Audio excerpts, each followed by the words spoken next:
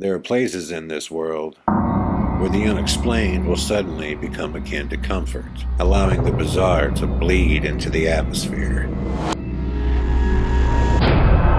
Within the city of Jefferson, Texas, resides such a location, in the form of a hotel that shares the city's name, in which the things that go bump in the night have begun to open doors, roam the halls, and reveal themselves. The question is why? Why is this happening? Having never been there, I can't answer that question. But on October 1st and 2nd, 50 of you will have the chance to join me for a weekend-long paranormal investigation at AGH Presents The Ghosts of the Jefferson Hotel.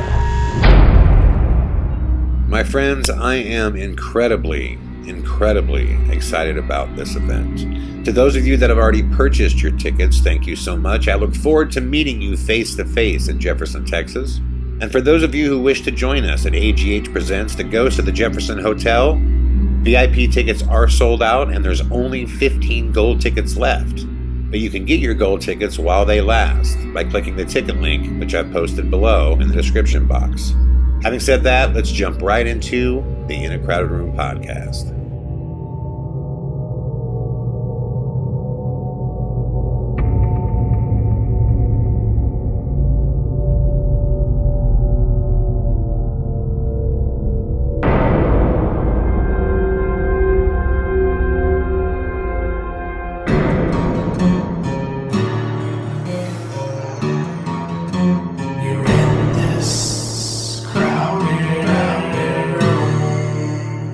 Hey, what's up everybody? Chad Calek here, and welcome back to the In a Crowded Room podcast for episode number 127.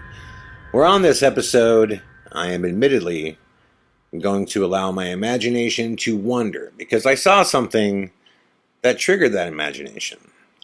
And let me also say, I don't think it's a bad thing to let your imagination wander sometimes, even if you know that at the end of the rabbit hole that you chose to go down, even if you know that you might not even believe in all of the dots that you've connected, it's still a good thing to imagine.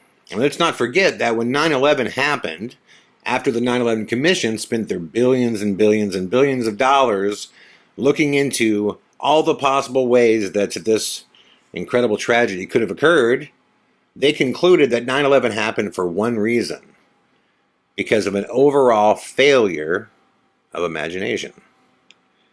So even if I'm wrong at the end of all of this, let's take that trip, right? Let's let our imaginations wander a bit. So what am I talking about?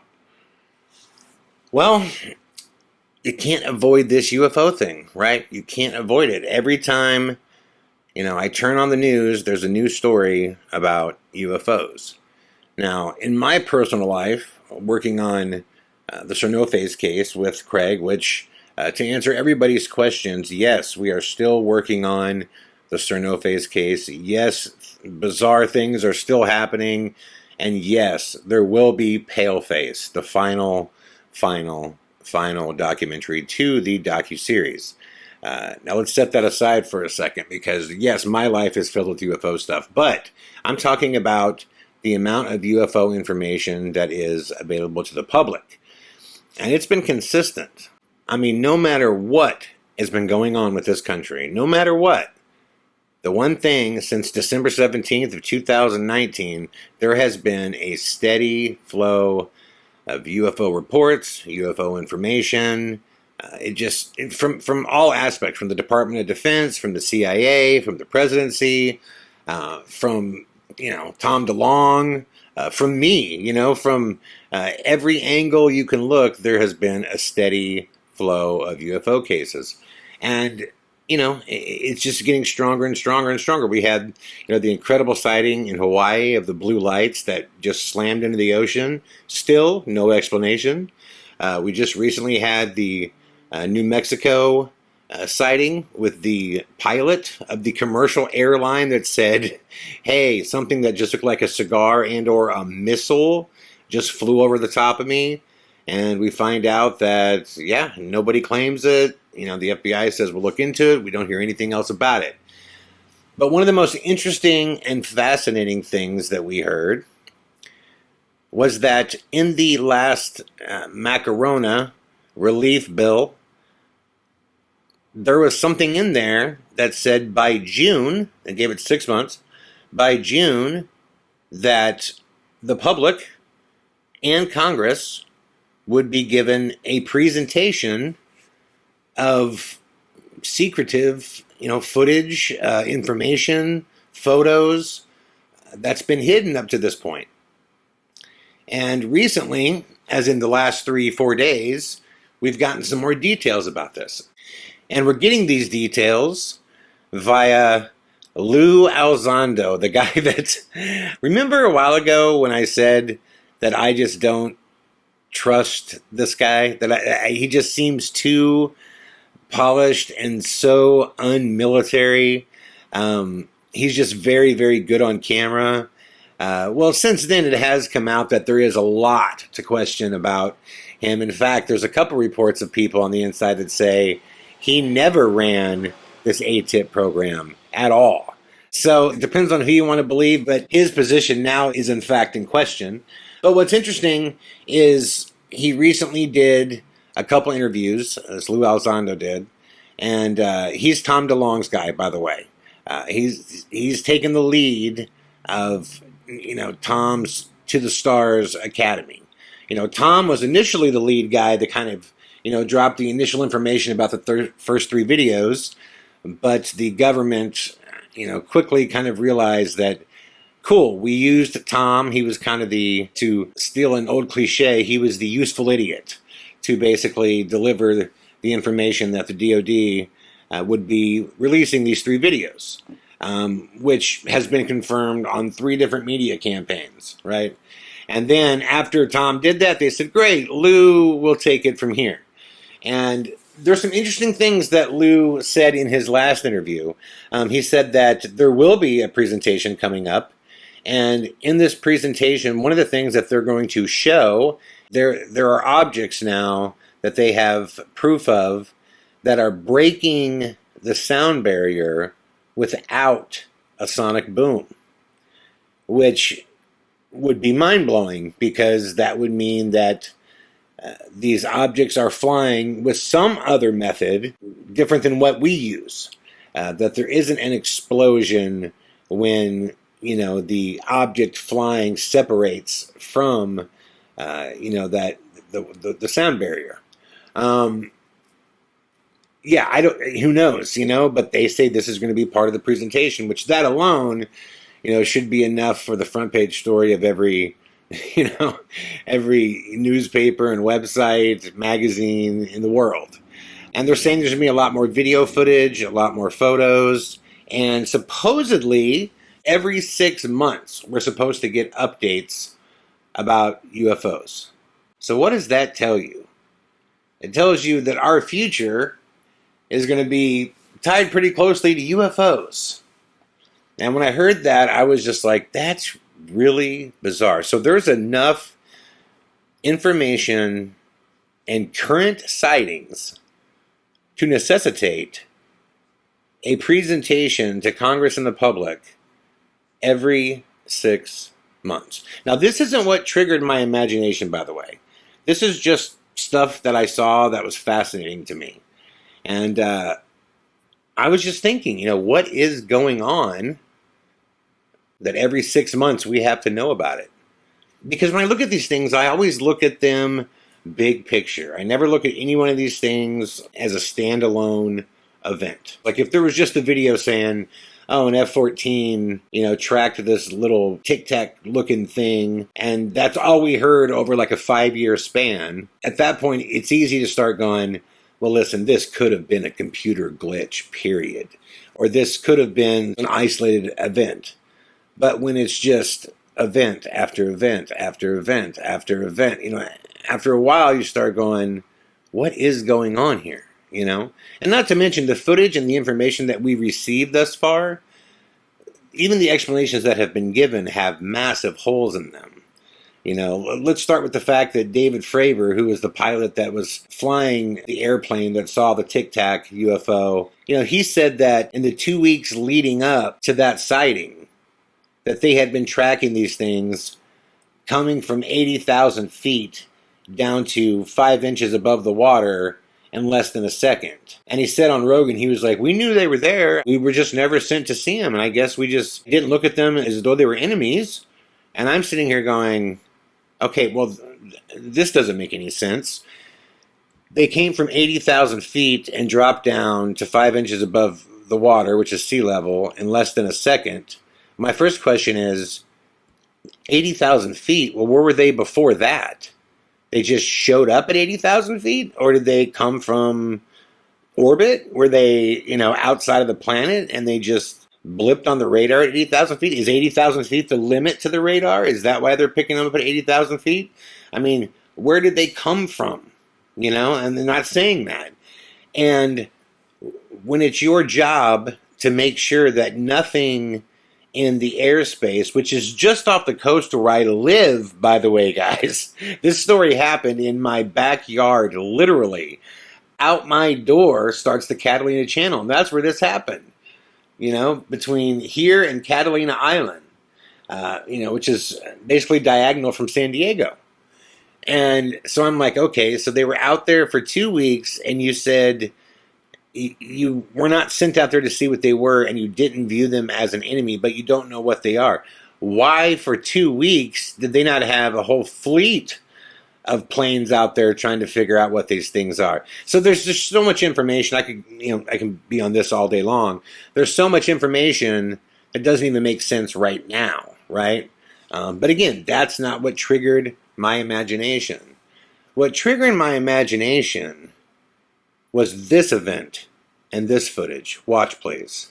This amazing show lit up the Pacific Northwest sky Thursday night. People watching it from Kaiser to Portland to Auburn, Washington were totally floored. What is that? Mom, look at the sky right now. Look at the sky, look at the sky, look at the sky. Oh my gosh, that better not be a nuke. I have no idea, but it is a comet stream of epic proportions coming down on our... Ryan O'Leary left that sentence hanging. We look up because we saw a bright light catch our eyes, and we see this surreal event just streaming across the sky. Over in Beaverton, What is that? Anna Zorjuk had just gotten home from work. I get out of my truck, I'm like, my hands are all full, and I just see this flashing light. So I look up and I see this crazy, just light flying past me. I don't know. At first I was like, oh my gosh, what is going on? And then I'm like, I have to grab my phone and record it. Where did it come from? On Twitter, the Seattle and Portland hubs of the National Weather Service say those flaming objects seen streaking across the sky were likely pieces of a Falcon 9 rocket re-entering Earth's atmosphere. Okay, as you can see, that is stunning footage. This is off the coast of the upper Northwest. People were filming it, they were calling it in, and as it turns out, the explanation that was given is that it was SpaceX. And I'm like, oh, wow. And then I listened to this space engineer or something like that. They had him on the news. And he was just saying, oh, yeah, this is the second stage of the SpaceX rocket. And it malfunctioned. And it basically went off the path that they thought it was going to be on. So instead of re-entering and burning up during the day in a different location, it came close to the coastline and now re-entered and was flying at such an angle that allowed it to move slower than they thought, and that's why it burnt up longer than they thought, and that's why, everybody got a chance to see this incredible show. I mean, this thing looks like 20, 30 UFOs are just ripping through the atmosphere. And then I got to thinking, and this is what triggered my imagination. I was like, if that's the case, that this is the second stage of a SpaceX rocket that, basically malfunctioned. So they know, what's going to happen. They know after it malfunctions and it's on, a different course, they know when it's going to enter the atmosphere. And they know what it's going to do. So why didn't Elon or anybody at SpaceX give a heads up? I mean, the fact that nobody at SpaceX just warned everybody in advance, and said, hey, upper Northwest, you're going to see something in the sky that's going to look like an alien invasion. It's going to look incredible. It's going to last. It's going to be bright. It's going to be unlike anything you've ever seen. Just so you know, it's us. The fact that they didn't do that, I mean, it just got me wondering, was that SpaceX? Or was that something else? Was that a fleet of visitors? I don't know. Probably not. Probably was SpaceX. But why wouldn't they tell everybody? And it just got me thinking bigger picture about everything that's going on right now. Elon keeps lighting up the skies. I can't tell you how many photos I've seen and videos I've seen of this long string of lights just ripping through the sky. And I've seen it here. It's this massive, long, beautiful, just perfectly straight string of bright lights that are just cruising through the sky. And everyone's like, oh, well, that's Elon's Starlink. That's what that is. And I'm like, okay. That's Elon's Starlink. So I start looking into Starlink and, what it takes to basically run Elon's internet service. And he's talking about putting 40,000 satellites into the sky. 40,000 into low Earth orbit to make this thing run around the world. And I'm like, this is weird. I don't know if you guys know this or not, but, Elon's not doing anything new in regard to satellite internet.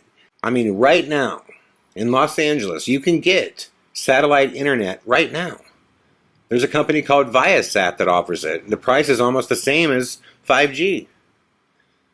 And dare I say, Viasat does not have 40,000 satellites creating just a net around planet Earth. And that's what Elon's doing. He's creating a net, just a massive net around the world. And I'm like, well, why? Why? If there's other companies that are doing it right now for speeds that, are comparable, to 4G and 5G, and they don't have 40,000 satellites, why does Elon? Why does Elon have that many? And then I started thinking about the episode that I did a few weeks ago where I was talking about how I was shocked that Elon initially said that he didn't believe that there were any aliens that had ever visited here, that there was no evidence of alien life. None. None. And I looked at your comments, and a lot of you said, look, Chad, he's clearly working with the government. He's subsidized by them, which is absolutely true. So they're telling him to basically say this. And at first I was thinking, well, that doesn't make sense. Why would they tell him not to say, UFOs are real when, the government's putting out information every week that would suggest that? I mean, even Lou Alzando, they asked him straight up, do you think any of the evidence that's coming out is going to suggest that there are, beings from another world that are visiting us? And he said, well, if it was our own, secret machinery, then it would be the worst case of mismanagement and secrecy in the world and the worst testing in the world because literally no one knows about it. And he said if it was our enemies, if it was, China or Russia, he said it would be the worst breakdown in the history of intelligence because these things are in our airspace constantly. So he said, the other option is otherworldly. So he's even leading to the fact that he thinks that. And I was like, well, why would, the government want Elon to not say that, but for Alzando and everybody else on the government side seemingly, wanting to imply that it's real? And I started thinking, if this whole concept of a fake alien invasion, and look, Skyfall isn't new to the table suggesting this. This is a very, very old theory that this is going to happen. It's just, gained roots and a following for very good reasons over the last decade. But if it were to happen, Elon would almost certainly have to be involved. He would have to know. He would have to know. I mean, when it comes to the space game right now, I mean, he's really the only game in town. Bezos hasn't even hit low Earth orbit yet. Bezos is still just, making big rockets that just go up for a little while and come down. Elon's way ahead of everybody. Way ahead. And I'm like, well, maybe the reason that the government would not want him to believe in it is because if he has a hand in it, it would probably be a technical hand. As far as I'm talking about, and this is the imagination part, just roll with me here on this. If the fake alien invasion was going to happen, I'm saying that Elon would probably have a technical role in it. So you would not want him to be out there going, yeah, everybody, they're real, they're real, they're real. Right? So here's a couple of my questions here. When you see things like we saw in the upper Northwest, when SpaceX said, oh, that's our second stage ripping through the sky. And they didn't say it before to let everybody know. They didn't say it during. They didn't say it after. They said it long after, once everybody was freaking out saying there are UFOs ripping through the atmosphere right now. Then they came out and said, oh, no, that was us. That was us. But what if it wasn't?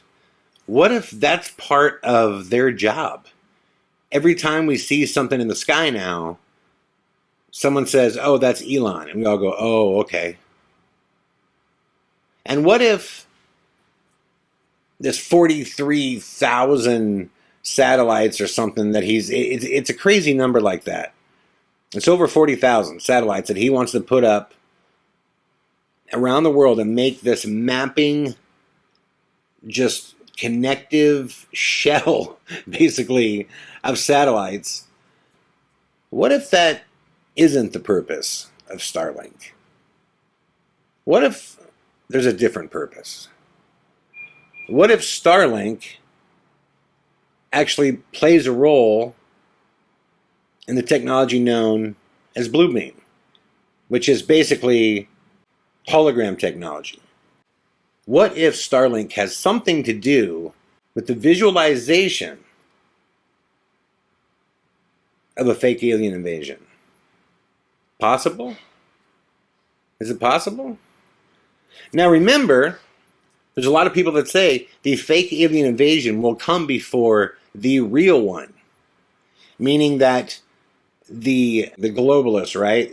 They say that they are the ones behind this fake alien invasion because they want a one world nation. They want everybody to come together and support each other as earthlings, right? We're not Americans. We're not that. We're earthlings. That's what they want. They want a one world order, one government, one leader. But as the government prepares to start giving the public these full-on briefings of, here's an example of something that could be an alien, here's a spacecraft, here's this, as they start and gear up for this fake alien invasion, they have to start testing this stuff. What if Elon is that scapegoat? And what I mean by that is he becomes the excuse for everything that we see in the sky, like we saw in the upper Northwest. We say, oh, that's Elon. For all the lights that we see in a perfect row just ripping through the sky, we say, oh, that's Elon. Because everybody would believe it right now. Everyone would believe everything we see in the sky if you just say it's Elon Musk. We go, okay. At the same time, he's building a net around planet Earth of satellites. And we don't know what they do. They say, oh, it's for the web. We have satellite web right now. So what is he doing? What is he doing? And the last thought that popped into my head that really made me just go, man, I am really down a rabbit hole right now. And this thought came to my head because I was flipping through my the YouTube recommended, and they had this story about John Chow that was in my recommended. You guys know who John Chow is?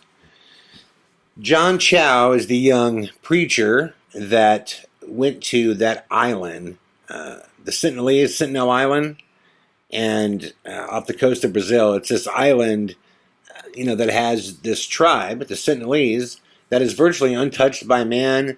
They've been visited a few times. The first time that they were ever visited, it was by a traveler that was, trying to spread religion, and they got sick. They got sick because he's bringing, all kinds of different, diseases and stuff that they don't, their bodies aren't used to, and they lost a big chunk of their tribe. But in return, yeah, they killed this guy. This was like back in the 1800s. And for the longest period of time, like, nobody visited them. And then I think it was, I want to say it was 2019, this John Chow went down there and it felt like he was doing the work of God.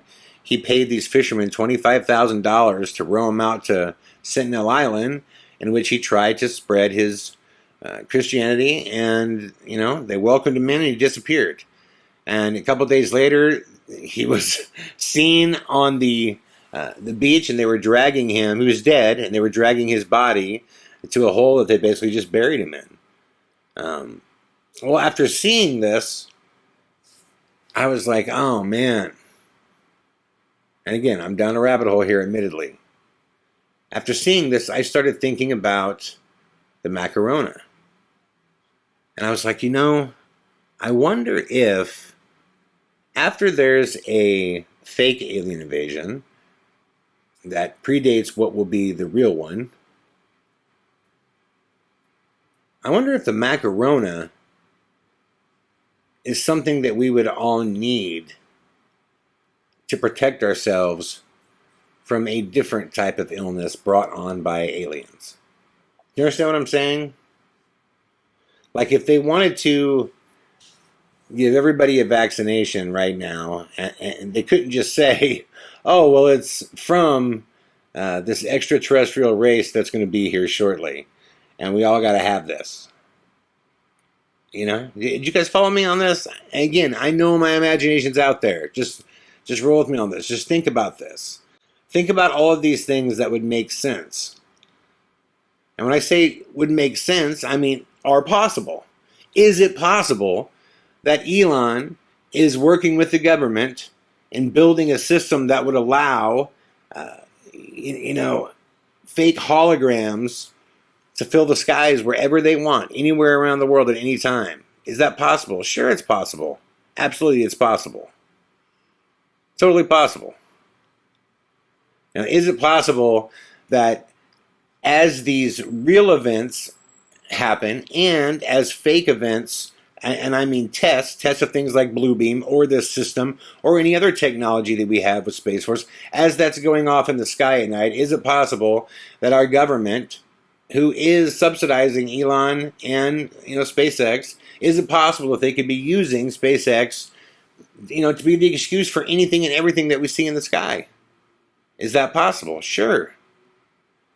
Is it possible that if a real alien race was coming to visit our planet, like in numbers, is it possible that we may need a vaccine to interact with them or to be safe from any foreign disease that would be brought? Is that possible? It's possible. It's possible.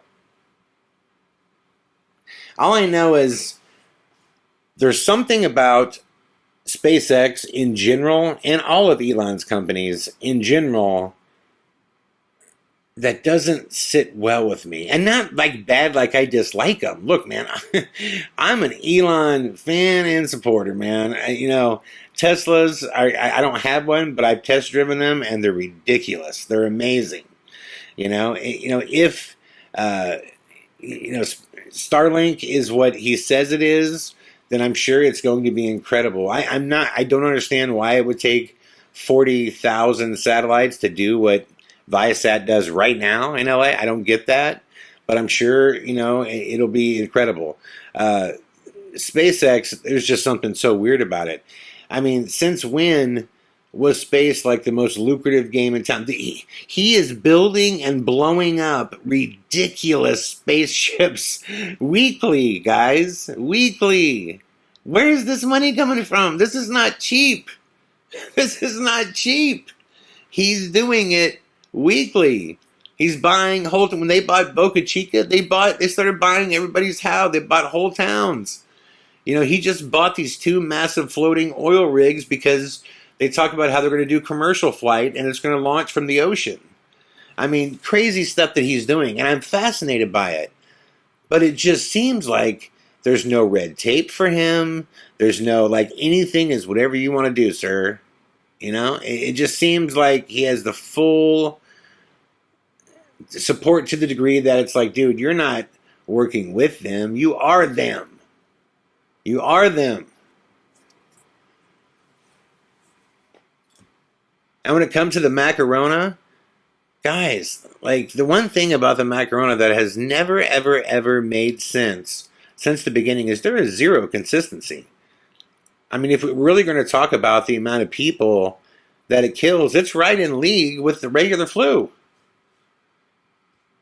So why is this response like this? I mean, it's not, this is not a planet killer. I mean, you can't even compare the Macarona, you can't even compare it to, like, smallpox or the bubonic plague. You can't even compare it to those. I mean, the bubonic plague at one point was killing like 33% of people that it touched. The Macarona is like 0.003% of people that, get sick with it actually pass away. So why now is there 3 or 4 different vaccines, that everybody supposedly has to take? And now they're talking about, these vaccine passports. Like, you have to have paperwork showing that you have taken the shot. This is also prophesized too, guys. I mean, like I said, I'm a spiritual person. I'm not an overtly religious person, but I was a religious studies minor. And if you guys want to talk about revelations, we can get into that. Because this whole idea that you would have to have something, on you or in you, the mark, in order to travel to places, to eat food, to get medical care. Like, listen, this is going in a very, very ominous direction. All of it is. And do I believe all of this now? Do I believe that all of this is true? No. But do I believe it all could become true? Ah, man. I can't say no.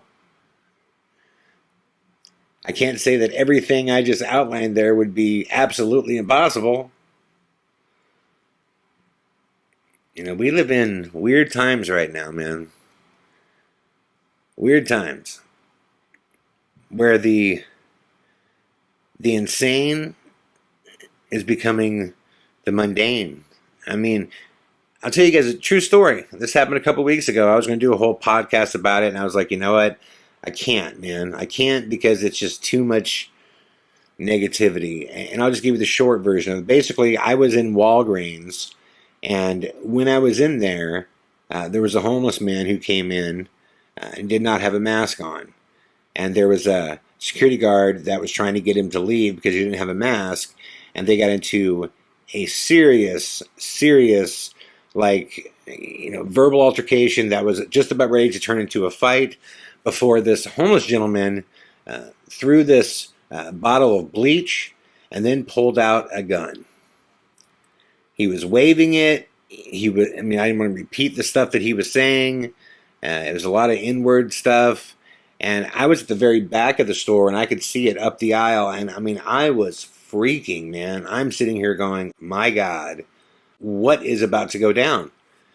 I made my way to the back door, and they had the back door locked, which I found out later was because they didn't want someone to come through the back door that was homeless without a mask. I'm like, great, so we're just locked in here. So if something like this happens, there's no, way to safety. Well, thankfully, long story short, before anything, too insane happened, meaning before any triggers were pulled, he just left. He literally went running out the door. And I went to the front, and like everybody was like freaking out, and there was like 6 customers in there. 2 of them were in tears. The security guard's totally freaking out, to the point where I said to him, "Are you okay, man?" He's like, "Yeah, I think I'm okay." And I'm just like, "Hey, these people need you, man. Like, get it together. Like, you're the dude. You're wearing the badge. Come on." And I remember leaving and just going, "This is crazy, man." I barely leave my house, because they're just now opening up restaurants and places like Walgreens and things like that. The city is just now fighting to get it, its legs back under it again.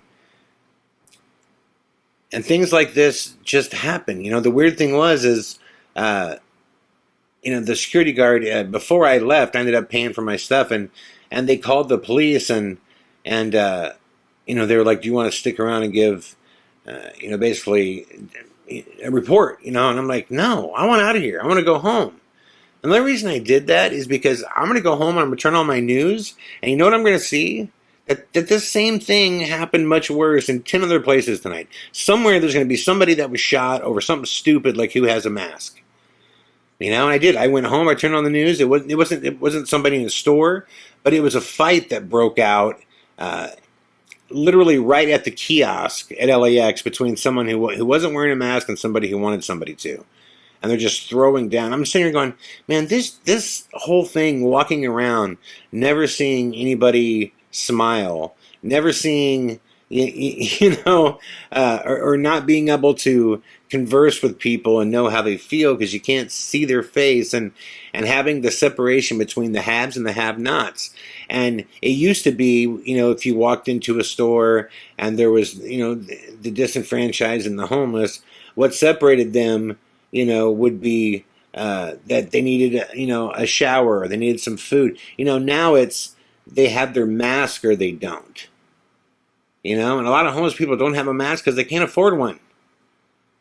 And if they don't, like right now, the problem that I have with the whole mask mandate is if you can't get a mask, you're like a second-class citizen. You can't have access to anything.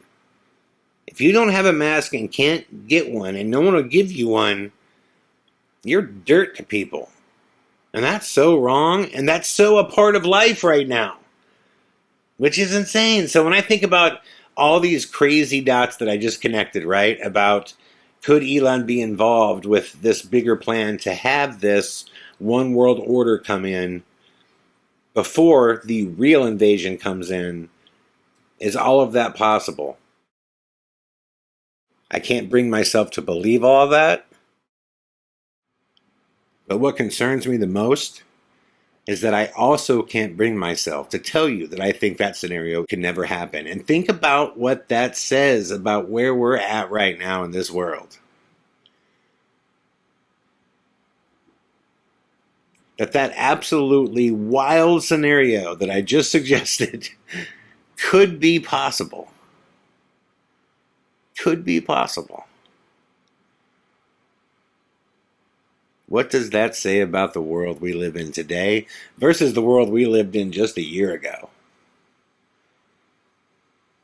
Something big is coming.